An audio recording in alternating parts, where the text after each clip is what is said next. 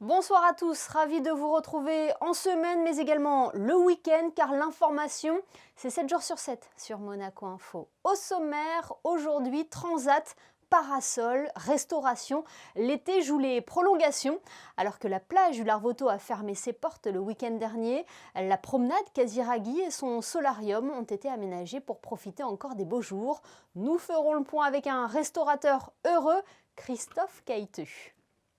Et puis nous ferons plus ample connaissance avec la dernière recrue de l'AS Monaco Basket. Il nous vient d'Allemagne et va compléter un secteur intérieur déjà très alléchant sur le papier. Mathias Lesort sera avec nous. Dans ce journal également, la deuxième édition du World Cleanup Day et le coup de cœur lecture de la médiathèque de Monaco. Je vous le disais en titre, nouveau visage provisoire pour le solarium. Avant de recevoir notre premier invité, nous avons voulu avoir votre avis sur ce nouvel espace. Sandrine Nègre est allée à votre rencontre sur place. C'est magnifique. Franchement, je suis stupéfait, je ne savais pas, je ne pensais pas trouver un endroit aussi beau. Il y a de super bonnes ondes, vraiment j'adore. L'endroit est très intéressant car nous sommes au bord de l'eau tout en étant en plein centre de Monaco. L'aménagement est très beau, très bien fait. De notre transat, on se retrouve vite dans la mer et plein de services sont proposés. C'est très joli, franchement j'aime bien.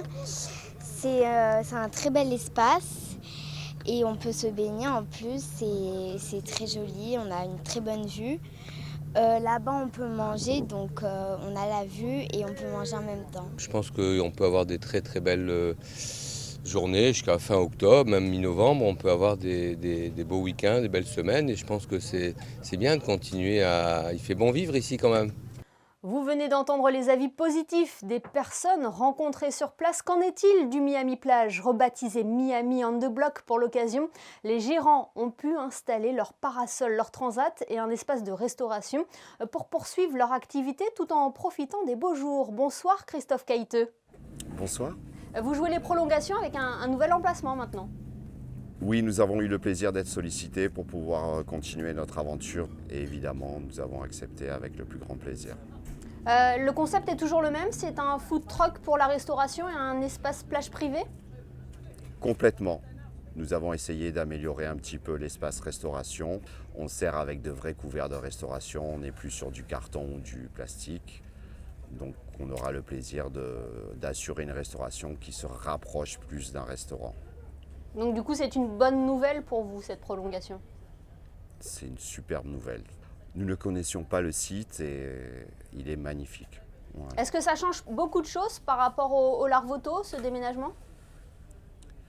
Ça a été un petit peu compliqué, mais nous avons reçu l'aide de la direction de l'urbanisme qui vraiment a fait en sorte que nous puissions nous installer dans les meilleures conditions et accueillir notre clientèle avec une vraie valeur ajoutée.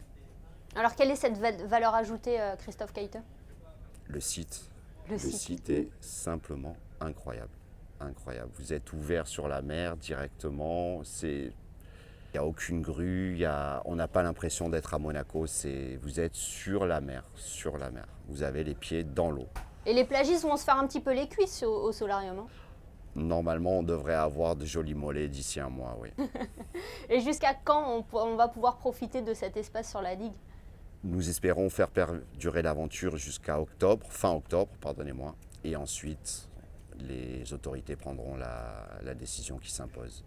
Alors vous aviez été notre invité pour la réouverture de la plage du Larvoto début juillet. Vous étiez plutôt optimiste en début de saison. Quel bilan vous tirez de cette saison estivale maintenant? Le bilan est très positif. L'initiative d'ouvrir en fait sur le Larvoto a répondu à une réelle demande. Honnêtement, nous avons été agréablement surpris. Nous n'attendions pas une telle réussite. Et les clients étaient majoritairement satisfaits de pouvoir profiter du site? Complètement, oui. C'était pour certains, pour les résidents, c'était quand même un soulagement de ne pas avoir à prendre une voiture et sortir du territoire pour profiter ne serait-ce que 2 heures de la plage. Et là, vous les avez prévenus de votre déménagement provisoire? Nous les avons prévenus et nous avons pour l'instant des retours positifs et déjà quelques réservations, donc nous sommes très satisfaits. Il y a 2 mois, je vous souhaitais un bon début de saison. Là, je vous souhaite une bonne suite de saison, Christophe Caïteux. Je vous remercie 1000 fois. Sachez que quoi qu'il arrive, on est très heureux d'être là. Je peux vous dire que comme bureau, j'ai connu pire, honnêtement. Face à la mer. Merci beaucoup. Une agréable fin de journée. Merci beaucoup. Bilan positif donc pour Christophe Caïteux. Il en est de même concernant la fréquentation du site balnéaire du Larvoto, Frédéric Elion.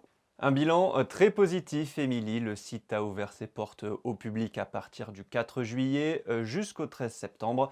La fréquentation en moyenne a été de 2600 personnes par jour, soit un total d'environ 160 000 usagers.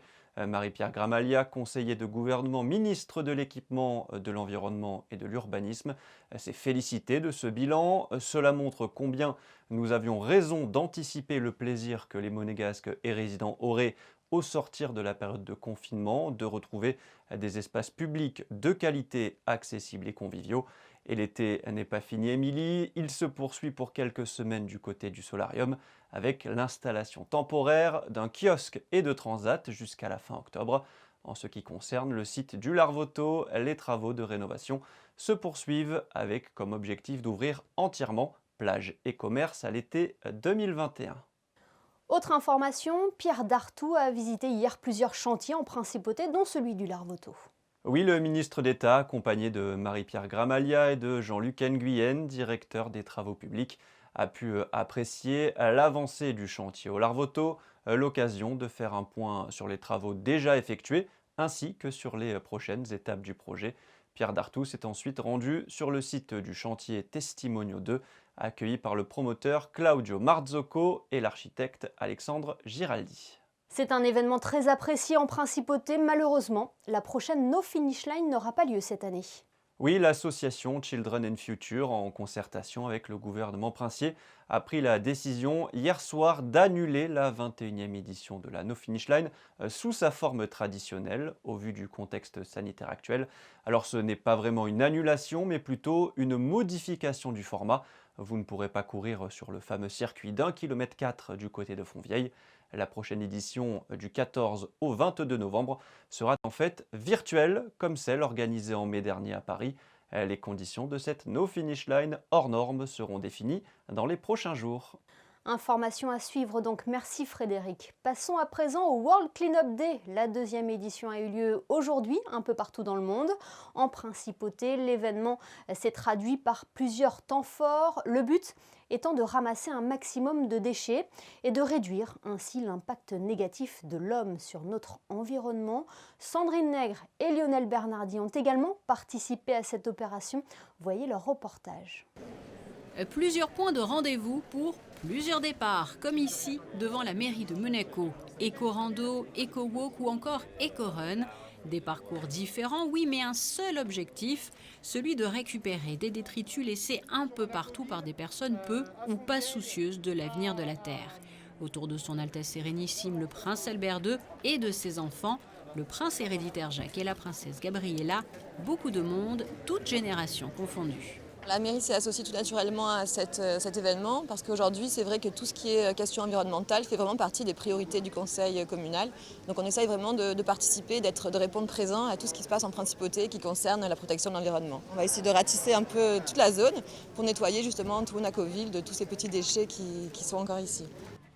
Les plus jeunes se sont ainsi mobilisés à l'occasion de ce World Cleanup Day en prenant part aux différentes activités proposées comme ici dans les ruelles du Rocher. Il faut dire que les messages de sensibilisation portent leurs fruits car ils sont transmis aux élèves dès leur plus jeune âge. Je pense que c'est positif. Le combat va être long, mais c'est très positif. C'est une manière très simple de prendre part à un événement qui nous permet de nous confronter à un problème qui est l'impact de nos déchets sur les écosystèmes, sur l'environnement. On sait aujourd'hui que 80% des déchets jetés par terre finissent dans la mer. Et donc c'est le meilleur moyen de prendre conscience, de ramasser un déchet par terre, de se baisser, de comprendre. Donc c'est positif et il va falloir continuer, toujours et encore, tant qu'on n'arrive pas à traiter cette surconsommation et les incivilités aussi malheureusement. Et à l'issue, tous les déchets ramassés ont été rassemblés dans la cour d'honneur de la mairie pour une pesée. Parlons sport à présent. Son arrivée a été officialisée hier lors de la conférence de presse de rentrée. Mathias Le Sort s'est engagé avec la Roca Team. Il vient donc renforcer l'effectif rouge et blanc et plus particulièrement le secteur intérieur. L'international français médaillé de bronze lors du mondial 2019 est avec nous ce soir. Bonsoir Mathias Le Sort. Bonsoir. De retour en Jeep Elite, qu'est-ce qui a motivé votre choix ? La situation que me proposait Monaco était assez intéressante et je rejoins un club qui est ambitieux et c'est quelque chose qui comptait beaucoup pour moi. Il paraît que vous avez déjà failli rejoindre la Roca Team, c'était en 2017, c'est ça ? Oui, exactement, avant de rejoindre Nanterre. J'hésitais entre Monaco et Nanterre, finalement j'avais fait le choix de Nanterre, mais maintenant je suis à la Roca Team. Vous connaissez certains déjà de vos coéquipiers ? Je connais Damien et Will. Damien et moi, on avait joué ensemble déjà en minime, je crois, avec la sélection du Mont-Voix, donc on se connaît depuis très longtemps. Et Will, on s'est déjà côtoyé aussi, on était dans le parcours du championnat français, on s'est déjà vu à Paris ensemble aussi, donc c'est quelqu'un que je connais comme aussi. Est-ce que vous êtes déjà prêt physiquement ? Est-ce que vous allez pouvoir jouer mercredi ? Oui, physiquement, je me sens bien. Après, il faudrait peut-être que je cours un peu pour le cardio, mais pendant les vacances, j'ai pas vraiment eu de coupure, je m'entraînais assez souvent. Là, à Paris, j'étais en train de me préparer avec mon préparateur physique, Yannis Cyril, et mon préparateur sportif bienvenu. Donc, j'arrive ici avec une forme qui est assez correcte. Vous arrivez avec énormément d'ambition avec l'AS Monaco, du coup. Quelles sont vos ambitions pour cette saison ? Oui, on a une équipe qui a beaucoup d'ambition. Je trouve qu'on a une très bonne équipe. Après, on a 2 joueurs qui viennent d'arriver. Donc, il faudra le temps de s'adapter, que tout le monde apprenne à se connaître. Il y a beaucoup de nouveaux joueurs. Donc, il faudra le temps que tout ça prenne bien. Mais je pense qu'une fois que tout ça aura pris et qu'une fois qu'on sera lancé, on aura une très bonne équipe. On aura une bonne dynamique. C'est quoi ? C'est aller chercher enfin ce titre de champion de France ? Quand je suis parti de France, je suis parti sur 2 titres. Donc, j'espère que je ferai aussi bien cette année. Et puis récupérer ce titre en Jeep Elite et aller plus loin en Eurocup. Vous avez cette expérience de l'Europe avec l'Euroleague, hein ? Oui, j'ai l'expérience de l'Euroleague, j'ai aussi l'expérience de l'Eurocup il y a 2 ans avec Malaga. Donc j'ai déjà vécu cette expérience. On n'a pas eu aussi à Malaga le résultat qu'on voulait. Donc j'espère que cette année avec Monaco, on pourra aller chercher quelque chose de grand. Alors qui sera votre principal adversaire cette saison en Jeep Elite ? On peut penser à l'Asvel forcément. Moi, je pense que notre principal adversaire, ça va être nous-mêmes, ça va être notre faculté à imposer notre rythme aux autres équipes, notre faculté à rester concentré, notre faculté à être agressif tout le temps et ne pas prendre les choses facilement ou ne pas se relâcher en défense surtout. Je pense qu'on a une équipe qui sera très défensive, donc je pense que notre principal adversaire, ça va être nous-mêmes.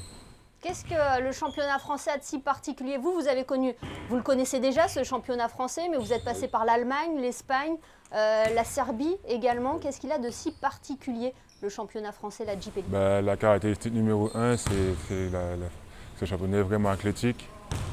Ça court beaucoup, ça joue très physique comparé aux autres championnats.